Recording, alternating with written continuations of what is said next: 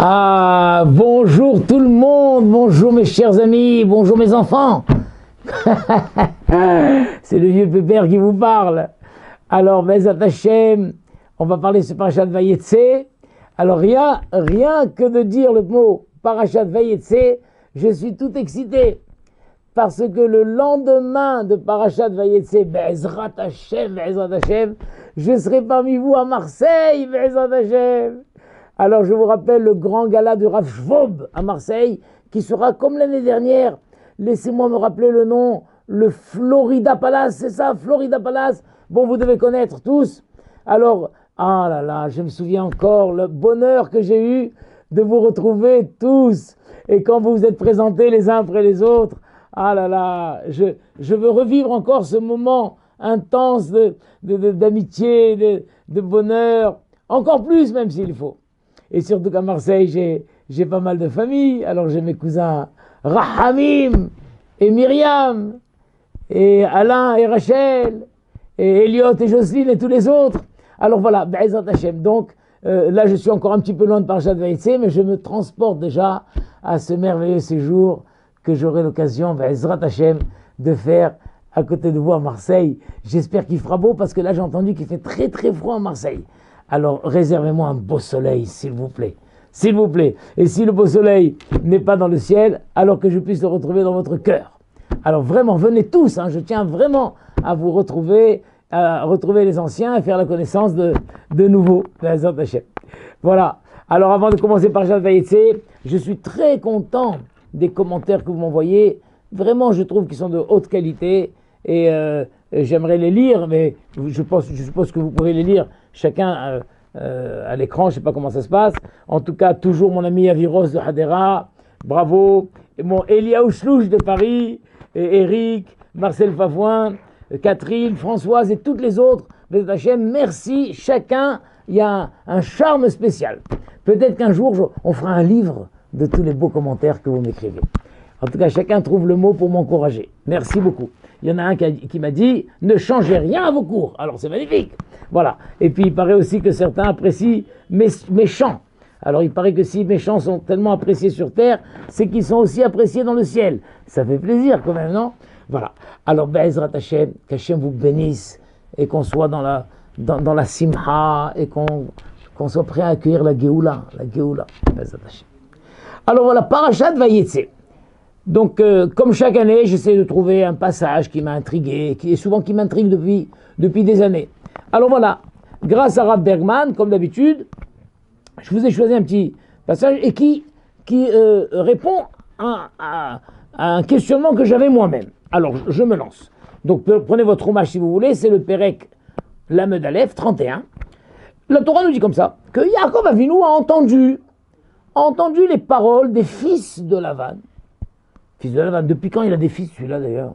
Il avait que des filles Lavan, non? Lavan il a que des filles. D'où je sais qu'il a que des filles?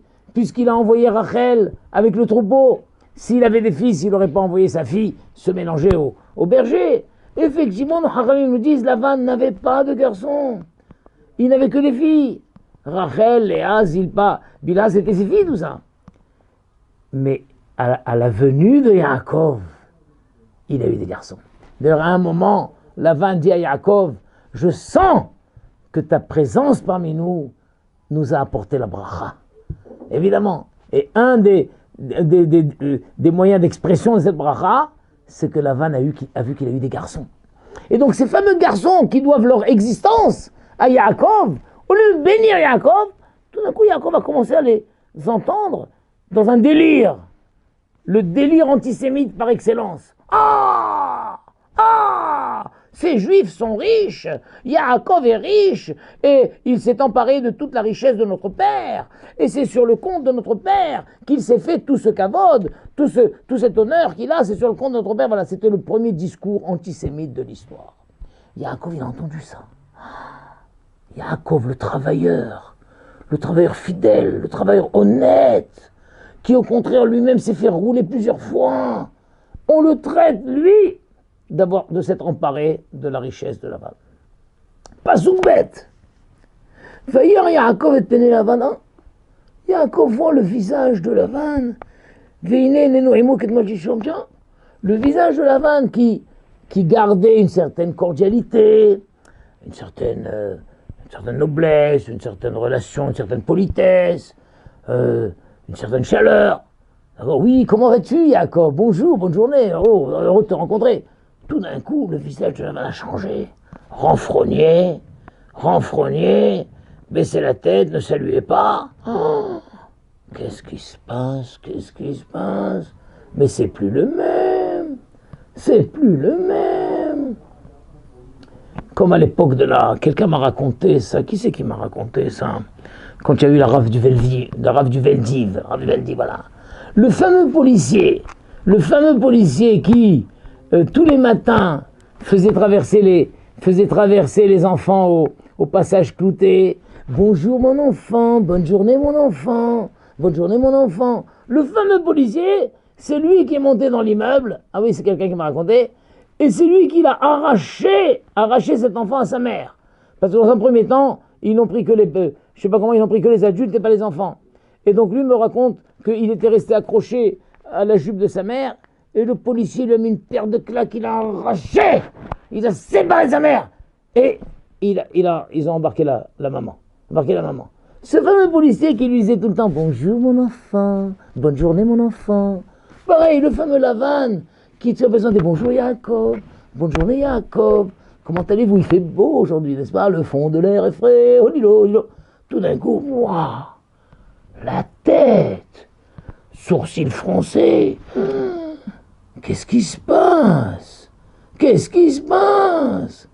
C'est vraiment, ça me rappelle le juif en galoute. Le juif en galoute, qui, ça va bien, dans son pays d'accueil, ça va bien, pendant des années, pendant des siècles, ça va bien, puis tout d'un coup, qu'est-ce qui se passe? Ça change, c'est plus comme avant. C'est plus comme avant. L'épicier me fait la tête, le boulanger fait la tête et tout, ils n'ont plus la même tête. Yaakov, il voit ça, et il entend les propos délirants. Le délire. Qu'est-ce qui se passe? Ça fait 20 ans qu'il est là. Il s'est marié, il a eu les enfants, c'était magnifique. Il s'est mis un peu d'argent de côté, c'était bien. Mais qu'est-ce qui se passe tout d'un coup? Qu'est-ce qui se passe? Et à ce moment-là, Pasuk 3, Vayomer Hachem el Yaakov, Shuv el Eretz Avotecha. Hachem apparaît à Yaakov et lui dit, allez, il est temps de retourner dans la terre de tes ancêtres. Retourne en Israël, ou le mot la terre, retourne dans ta patrie, veille Imar, je serai avec toi. Donc c'est magnifique. Et alors là, il se passe quelque chose qu'on ne comprend pas. Et que j'ai jamais compris d'ailleurs. Et grâce à Rav Bergman, merci, j'ai compris. Il m'a expliqué. Yaakov fait convoquer ses femmes, Rachel et Léa, dans les champs, parce que comme c'est un travailleur fidèle, il ne va pas quitter le boulot, comme on dit. Alors il dit, appelez. Il peut-être dit aux enfants, appelez maman. Donc Yosef appelle maman, et Reuven appelle maman. Et Rachel et Léa arrivent dans le champ, et Yaakov se met à leur parler. Il leur dit, écoutez, je suis désolé de vous l'apprendre, mais le visage de votre père n'est plus avec moi comme il était hier ou avant-hier. Et heureusement qu'Hachem me protège encore, mais je sens qu'il y a quelque chose qui ne va pas. Je sens qu'il y a quelque chose qui ne va pas. Et pourtant, vous savez combien j'ai servi votre père de toutes mes forces. Vous savez ça. Et vous savez qu'il m'a lui-même changé mon salaire des dizaines de fois. Et je n'ai jamais protesté. Et chaque fois qu'il me disait que mon salaire serait les blanches, il me donnait ça, 10 fois il a changé mon salaire, je n'ai jamais protesté. Et heureusement qu'Hachem m'a protégé, et j'ai pu, malgré les tricheries de votre père, j'ai pu accumuler un troupeau important quand même, etc., etc. Et voici, j'ai eu une apparition. Vayomer Elai, Malach Elokim Bahalom, Yaakov. Dans mon rêve, Yaakov. Et j'ai dit, Ineni. Et il m'a parlé, il m'a dit, et à la fin il m'a dit, Shuv el Eretz mon la terre. Retourne dans la terre de tes ancêtres. Voilà. Donc il leur raconte ça, et c'est une manière de dire, bien que ce n'est pas écrit explicitement, mais donc qu'en pensez-vous? Qu'en pensez-vous? Et tout de suite, Vata'an Rachel et Léa. Elles ont répondu, Rachel et Léa, juste pour la petite histoire, on voit que Léa, bien que c'était la grande sœur, elle avait compris depuis longtemps que Rachel était l'essentiel, donc elle a laissé sa petite sœur prendre la parole en premier. Donc il y a eu la hardoute, le shalom total entre Rachel et Léa a compris le rôle prédominant de Rachel. Et donc elles ont répondu toutes les deux, etc. Elles lui ont dit, est-ce que elles lui font tout un développé, et à la fin elles lui disent, quand la chair amar Elokim elle est rassée. Tout ce qu'Hachem t'a dit de faire, fais-le. Alors moi j'ai jamais compris, c'est quoi cette histoire? Pourquoi? Il a eu un ordre divin explicite. Hachem lui dit, rentre, retourne dans ta patrie. Ça y est. Donc il devrait informer ces femmes en disant, voilà, écoutez, faites les valises, on rentre. Non, il semble d'abord qu'il raconte toute l'histoire. Écoutez, je vois que votre père n'est plus avec moi comme avant, et pourtant, je ne comprends pas, j'ai été honnête, c'est lui qui m'a roulé, et voilà, et Hachem me dit, et il fait, hein, et donc, qu'est-ce que je fais? Qu'en pensez-vous? Et il a fallu attendre, d'où je comprends qu'il leur a demandé, parce que de la réponse, on voit qu'elles lui ont dit, ce qu'Hachem t'a dit de faire, fais-le. J'avais jamais compris ça. Pourquoi il leur raconte tout l'ensemble qui n'a aucun rapport, le visage de son père avec l'ordre divin? Et pourquoi il semble-t-il leur demander la permission, leur demander leur avis? Et alors Bergman, c'est extraordinaire. Il dit, d'ailleurs il cite une Gemara que je vous ai souvent citée, la Gemara dans Gittin, Daf Mem He. Là-bas, il y a le fameux Rav Ilish. Vous vous rappelez, Ilish, il était emprisonné par les Romains parce qu'il enseignait la Torah. Et dans sa cellule, il y avait un autre prisonnier qui était non-juif, c'était un Romain, et qui lui était emprisonné pour des affaires de vol, etc. Et ce fameux coéquipier co-voisin, je ne sais pas, ce fameux voisin, ce partenaire en prison, comprenait le langage des oiseaux. Il avait plusieurs fois donné, commenté le langage des oiseaux. Et une fois, un corbeau est venu à la fenêtre de la cellule et il s'est mis à croasser. Voilà. Avant de faire le cours, j'ai téléphoné à un intellectuel français pour lui demander comment on dit, c'est quoi le cri du... Parce que j'oublie toujours, il y a la grenouille qui coasse et le corbeau qui croasse. Mais à chaque fois, je confonds. Donc j'ai appelé en France, sur un portable français, ça m'a coûté une fortune. Et alors je lui ai dit, mais qu'est-ce que le corbeau il fait quoi? On m'a dit, il croasse, avec un R. Alors le corbeau s'est mis à croasser. Et alors le Rav Ilish demande à son voisin, il lui dit, qu'est-ce qu'il dit? Alors il lui dit, Ilish, brach, Ilish, brach, Ilish, sauve-toi, Ilish, sauve-toi. Et alors Ilish dit, non, le corbeau est menteur. Le corbeau n'est pas fiable. Oh non, non. Le corbeau veut que je m'enfuis et je vais me faire attraper, je vais me faire massacrer. Non, non, non, non, non, non, non. Quelque temps plus tard, c'est le tour d'une colombe qui vient à la fenêtre et qui se met à... j'ai oublié comment on dit pour la colombe, peut-être à roucouler ou à siffloter, je ne sais pas. Dites-moi comment s'appelle le cri de la colombe. Et en tout cas, le roucouler, c'est bien, j'aime bien roucouler. Alors, Rav Ilish, il demande à son voisin, qu'est-ce qu'elle dit, qu'est-ce qu'elle dit? Alors pareil, Ilish, brach, Ilish, brach, Ilish, enfuis-toi, Ilish, enfuis-toi. Alors là, Rav Ilish dit, la colombe est fidèle. La colombe est un fidèle messager, la colombe c'est le symbole du clan Israël. Bon, donc il semble qu'il y aura un miracle, j'y vais. Effectivement, il ouvre, la cellule était ouverte, il traverse, les soldats étaient en train de dormir, etc. Et il réussit à s'enfuir. Donc, si vous ouvrez la Gemara Memhe à Moudalef dans Gittin, vous verrez en bas, il y a les commentaires de Rabbi Akiva Eiger. Et Rabbi Akiva Eiger cite un autre Rav, le Harour, et il dit, le Harour dit, on voit de ce passage que Rav Ilish comprenait lui-même le langage des oiseaux. Mais il y a un autre Sefer qui s'appelle le Sefer Adorot. Le Sefer Adorot, le Seder Adorot, dit, mais pas du tout. Pas du tout. Au contraire, on voit qu'il ne comprenait pas le langage des oiseaux, puisqu'à chaque fois, il demandait à son voisin, qu'est-ce qu'il dit? Qu'est-ce qu'il dit? Donc c'est qu'il ne comprenait pas. Alors moi je vous demande, il comprenait ou il ne comprenait pas? Il comprenait pas. Alors le fameux, je vous l'ai déjà dit plusieurs fois, mais il faut le retenir. C'est essentiel ça. Le fameux Rav Chaim Shmulevitch, le Rosh Yeshiva de Mir, le grand Rav Chaim Shmulevitch. Alors il dit une chose extraordinaire. Parce qu'il dit, il cite la question du marcha. Comment ça se fait que le marcha, comment ça se fait que Rav Elish a dit à son voisin, ah, le corbeau est un menteur. Le corbeau est un menteur. Il veut que je me fasse, il veut que je m'enfuis pour que je me fasse tuer. Pourquoi il lui a pas dit, mais toi tu es un menteur. Toi tu es menteur. Tu veux que je m'enfuis pour me faire tuer. Comme ça tu restes seul dans la cellule. Pourquoi il n'a pas dit, toi tu es menteur. Alors Rav Shmulevitch dit, c'est là la preuve que Rabbi Akiva Eiger ramène au nom du Harour. C'est qu'en vrai, Rav Elish, il a compris ce que le corbeau a dit.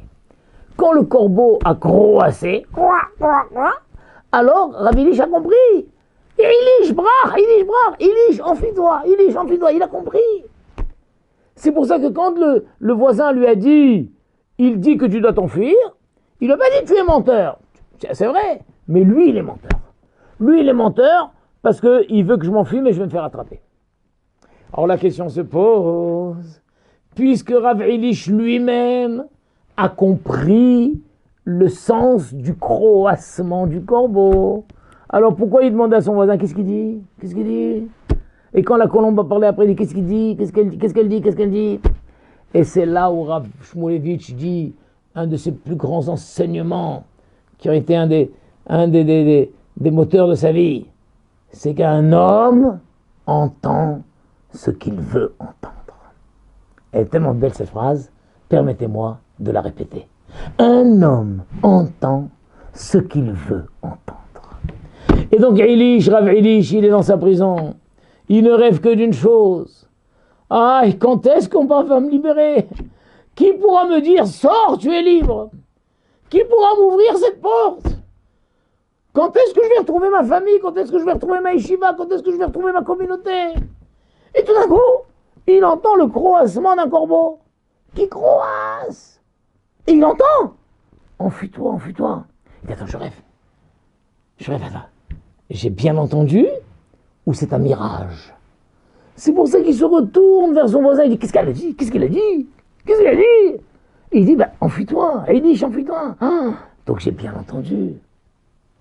Mais quand même, je ne m'enfuis pas parce que il est capable de mentir, celui-là. Mais quand, la fois d'après, c'est la colombe qui vient et se met à roucouler, il entend aussi, il comprend lui-même. Il comprend lui-même. Il dit, enfuis-toi. Mais il va être sûr d'entendre.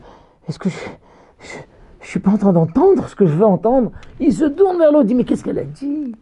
Qu'est-ce qu'elle a dit? Il dit, elle a dit, il dit, enfuis-toi. Ah, donc ça c'est vrai. Il s'est enfui. Effectivement, il a réussi à échapper. Donc ça c'est une chose extraordinaire. Un homme entend ce qu'il va entendre. Maintenant, on comprend très bien. La prophétie de Yaakov, la Torah a fait une introduction. Quand est-ce que Yaakov a entendu cette voix qui lui a dit, Yaakov, retourne dans ton pays, retourne dans ta patrie, retourne dans le pays de tes pères. Quand ça? Après, il nous a fait une introduction. Tout d'abord, ça a commencé par entendre les ragots délirants, les propos antisémites, les propos haineux des fils de Lavan. Il entendait ça. Tout d'un coup, on augmente d'un niveau. Augmente d'un niveau. C'est comme si dans un pays, le peuple, la populace se met à parler du mal des Juifs. Bon, mais ça va, le gouvernement est encore pro-juif. Encore pro-juif. Mais tout d'un coup, on voit la tête du Premier ministre, le président, l'Assemblée, les députés. Waouh, ils font tous la tête. On commence à émettre l'idée de faire des lois anti-juives. Premièrement, le peuple, la populace, parlait du mal de Yaakov. Le discours antisémite vulgaire. Les Juifs sont riches, ils nous ont piqué tout notre argent. Deuxième passouk, le visage de Lavan lui-même n'est plus le même. Renfrogné, Fini la politesse avec les juifs. Fini les compliments. La tête. Le visage est plus le même. Renfrogné, haineux, coléreux. Yaakov dit, il faut que je m'en aille. Il faut que je m'en aille pendant qu'il est encore temps. Et à ce moment-là, il entend une voix qui lui dit, Yaakov, va. Yaakov dit, attends. Là, je suis en train de divaguer. Je suis en train de croire que j'ai entendu une voix. Je suis en train d'interpréter. Pourquoi il croit ça? Et ça, je vous l'ai dit aussi une fois, mais aussi redire. Vous savez, ce que les Haramim disent, que dans la névoie, dans la prophétie, tous les prophètes recevaient la prophétie Be'aspaklaria enamera. Ils recevaient la prophétie à travers une vitre pas claire, un peu trouble. Le seul prophète qui a reçu la prophétie directement claire et limpide, c'est Moshe Rabbeinu. Moshe Rabbeinu, il recevait Be'aspaklaria enamera. Et comme le Maril Diskin disait, la prophétie, c'est comme si, à travers une vitre, on voit une scène. Si la vitre est rouge, alors la scène que tu vois d'avers, tout te paraît rouge. Les personnages te paraissent rouges. Si la vitre est verte, les personnages te paraissent verts. Si la vitre est marron, les personnages te paraissent marron. La scène paraît marron. D'accord? Mais si la vitre est transparente, alors là, tu vois vraiment la vraie couleur. Le seul qui recevait la prophétie dans sa vraie couleur, sans avoir à l'interpréter, c'était Moshe Rabbeinu. Mais tous les autres prophètes devaient interpréter la prophétie. Il la recevait à travers Aspaklaria enamera, une vitre un peu trouble, une vitre de couleur, et il devait l'interpréter. Donc Yaakov nous dit, attends, peut-être que ce que j'ai reçu comme prophétie, je suis en train de l'interpréter dans ce sens-là, de comprendre que je dois retourner. C'est peut-être pas ça. C'est peut-être pas ça. Donc de même que Ilish a demandé à son voisin, qu'est-ce qu'il dit le corbeau? Qu'est-ce qu'il dit la colombe? Alors Yaakov, il avait besoin de partager cette prophétie, de demander comment vous comprenez cette prophétie. Et qui il a appelé? Forcément, il a appelé ces deux femmes, Rachel et Léa, qui elles-mêmes étaient prophétesses. Et il leur dit, écoutez, j'ai reçu une prophétie. Mais c'est pour ça qu'il leur raconte toute l'histoire.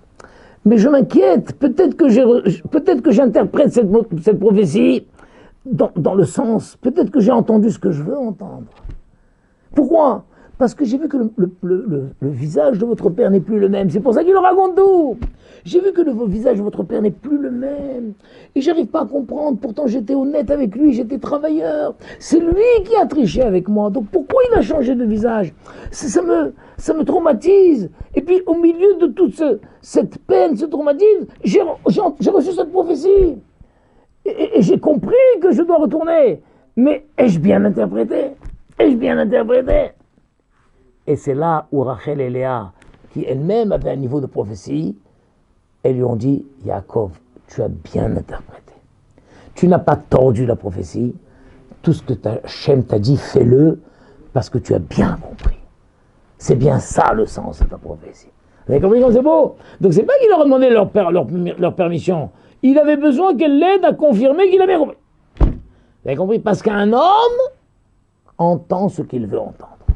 Mais Rav Bergman, il va un cran encore plus loin. Plus que ça, plus qu'un homme entend ce qu'il veut entendre, il y a aussi un autre principe. C'est que Bederer chez Adam Rotseliler Molechimoto. Apprenez bien ça. Bederer chez Adam Rotseliler Molechimoto. Dans le chemin où un homme veut aller, on le fait aller. Écoutez ça, c'est peut-être un peu long, je vais le faire court. Comment dire, il y a l'expérience. Je vais vous la faire courte. Vous savez qu'il y avait eu une discussion entre Moshe d'un côté et Aaron et Myriam de l'autre côté. Moshe s'était séparé de sa femme Tzipora. Vous savez ça. Et Aaron et Myriam ont critiqué. Alors comment ça s'était passé en fait? Moshe, de son propre raisonnement, il a compris qu'il ne pouvait plus maintenant vivre avec une femme. Il devait être disponible en permanence pour Hachem. Donc de lui-même, il a pris la décision, il a dit à sa femme Tzipora, écoute, malgré tout l'amour que j'ai pour toi, on ne peut plus. Je ne peux plus vivre avec une femme, je dois être en permanence disponible pour Hachem. Après qu'il ait pris cette décision, Hachem lui a confirmé. lui a dit, tu as bien fait, toi tu dois rester avec moi. Tu dois rester avec moi. Et Moshe et Aaron et Myriam ont su que Hachem a confirmé ça. Alors puisqu'ils ont su qu'Hachem a confirmé, pourquoi ils ont critiqué Moshe? Ils l'ont critiqué. Ils ont dit, tu crois que tu es le seul prophète? Nous aussi nous sommes les prophètes. On ne s'est pas pour autant séparés de notre conjoint. Alors quoi? Mais ils lui ont dit, non Moshe, non Moshe.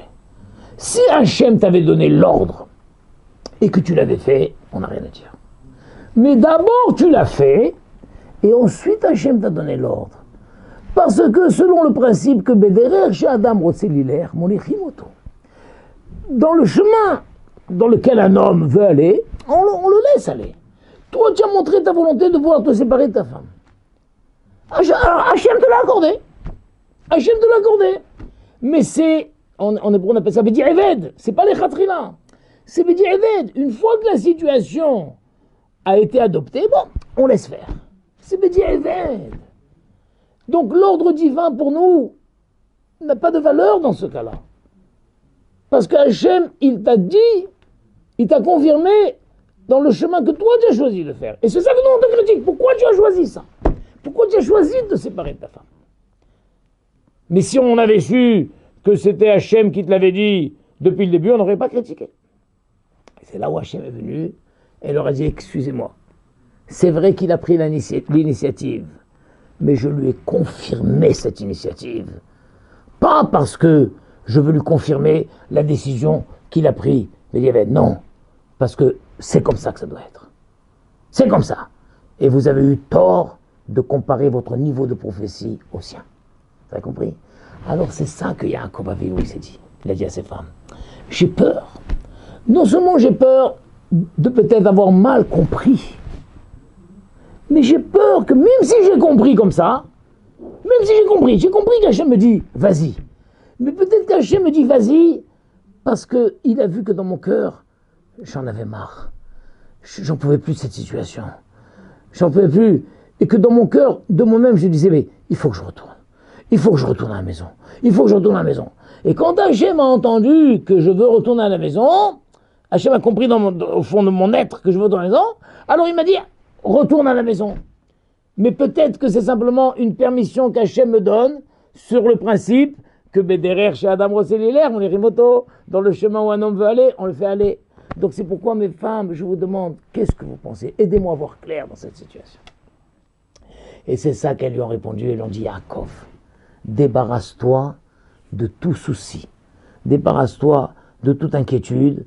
Non seulement tu as bien compris la névoie, tu as bien compris la prophétie, tu l'as bien interprétée, et cette prophétie ne vient pas à la suite de ton souci, c'est une prophétie qui vient à brûle-pourpoint à la suite de la situation. La situation maintenant devient une situation intenable, et Hachem veut que nous retournions en Eretz Israël. Et c'est ça qui s'est fait. C'est beau? J'espère que ça vous a plu, mes chers enfants. Bracha ve'atzlacha. Et qu'on se retrouve tous ensemble. Évidemment, dans un premier temps, peut-être à Marseille, mais peut-être que le Mashiach, il viendra avant. Et qu'on se retrouvera en Eretz Israël. Sinon, je viens à Marseille et je vous prends tous avec moi dans l'avion du retour et tous en Eretz Israël avec la Géoula Shlema, Bezat Hashem, Bimhera, Beyamenu. Amen, c'est là. Shabbat Shalom, Shabbat Shalom.